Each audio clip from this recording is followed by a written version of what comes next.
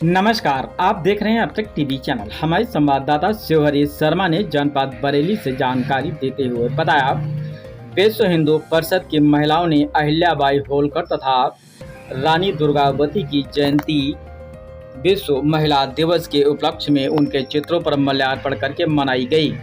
ग्राम पंचायत लौंगपुर में आयोजित कार्यक्रम की मुख्य अतिथि राष्ट्रीय मानव सेवा संस्थान की राष्ट्रीय अध्यक्ष बिंदु सक्सेना रहीं।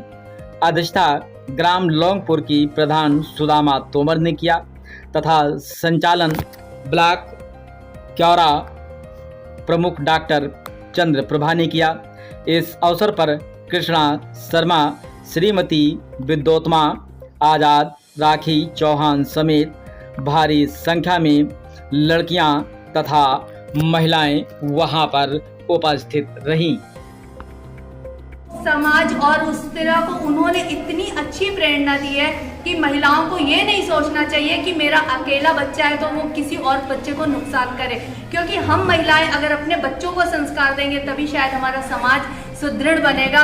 और मेरा यही सब संदेश है कि महिलाओं को ये सोचना चाहिए, बेटियों के साथ साथ वो अपने बेटों को भी संस्कार दें, तभी हमारा समाज एक सशक्त समाज उभर के आएगा।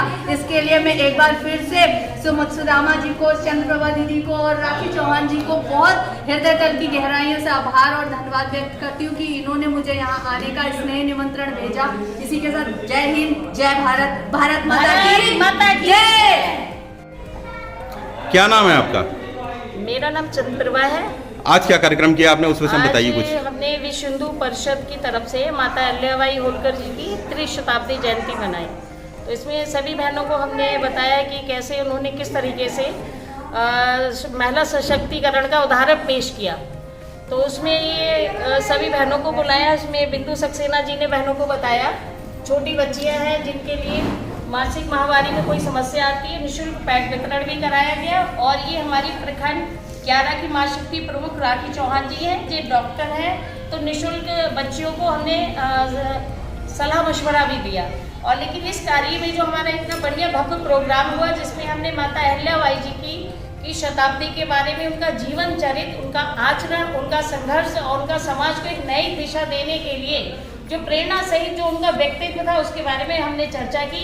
लेकिन ये सब कार्यक्रम में हमारी जो सहभागिता रही, उसमें हमारी भाभी जी श्री लौंगपुर जी की प्रधान, ग्राम प्रधान श्रीमती सुदामा जी का अहम योगदान रहा है। इन्होंने हमें पूरी व्यवस्था में सहयोग किया और इनका हम दिल से धन्यवाद। क्या नाम है आपका? मेरा नाम सुदामा तोमर है। क्या ग्राम जी, मैं ग्राम प्रधान। आज कार्यक्रम आपके गांव में हुआ, आपको कैसा लगा, उस विषय में कुछ बताइए। बहुत अच्छा लगा, हमारी सब महिलाओं को बहुत अच्छा लगा और मुझे भी बहुत अच्छा लगा। आप आगे क्या संदेश देना चाहेंगे इस विषय में? आगे इन लोगों को बुलाएंगे, आएंगे हमारे यहाँ, आगे फिर ऐसे ही कार्यक्रम करेंगे। नहीं, महिलाओं के लिए क्या संदेश देंगी आज के कार्यक्रम करके? उससे समाज महिलाओं को जागृत करने के लिए। क्या नाम है आपका? जी, मैं डॉक्टर राखी चौहान हूँ। जी, आज क्या कार्यक्रम कराया? आज मैंने जो है मातृशक्ति विभाग की ओर से जी और विश्व हिंदू परिषद की तरफ से अहिल्याबाई जी की पुण्यतिथि का प्रोग्राम कराया, जयंती का प्रोग्राम कराया है। और ये जो जयंती का कार्यक्रम था, ये बड़ी जिम्मेदारी पूर्वक था मेरे ऊपर। मुझे बड़ी परेशानी थी, टेंशन थी कि कैसे इसको आयोजित किया जाए। लेकिन इस सारे प्रोग्राम में हमारे ग्राम प्रधान सुदामा तोमर जी का बहुत बड़ा योगदान रहा।